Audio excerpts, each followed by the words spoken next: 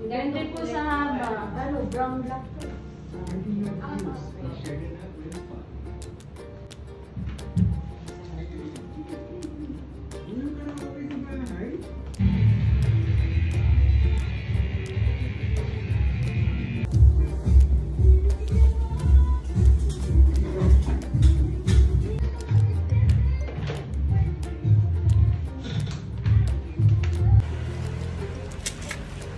Another package. Okay, meron siya ditong maliit na lagayan. Yan. Bigyan natin ang ating mga kasha guys, yung barya ko. Tchanan! Meron tayong coin purse. Ito naman yung card holder na binili natin last time. Mas maganda yung build nito guys. Kasi ang ganda na zipper, makapal. Ayan siya. Nagaya ng IDs, cards, tsaka mga bills. Titiktok mo lang yung bills. Another package. Yeah. I think ito yung short. Ayan ang pang jogging. And boots. Sana kasya sa akin. Ayan siya.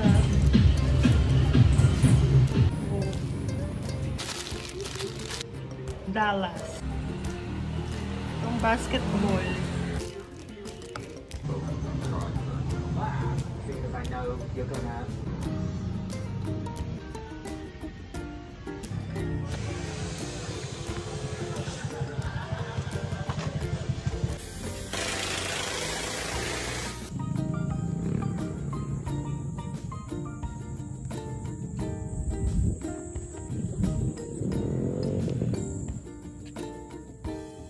Namimiss ko na mag-barbecue, mag-fried chicken, mag-tosino, langgang isang kalumpit, isang sardinas, ano pa ba? Isang buwan na rin since October 29. So 28 na ngayon, bukas 29 November. Diba? Isang buwan tayong hindi pa makain ng masarap. Tsaka tuyo, peritong tuyo ang namimiss ko. Naalala ko pa yun. Pag peritong tuyo ang ulam ko, nakakatatlong balik ako na plato, puno. I miss you all. So ngayon ang kinakain natin brown rice, half cup of rice per meal, and mga leafy vegetables like kangkong, talong, kamote, leafy, kamote, talbos, tapos pechay, repolyo, maganda yun sa ano pa ba?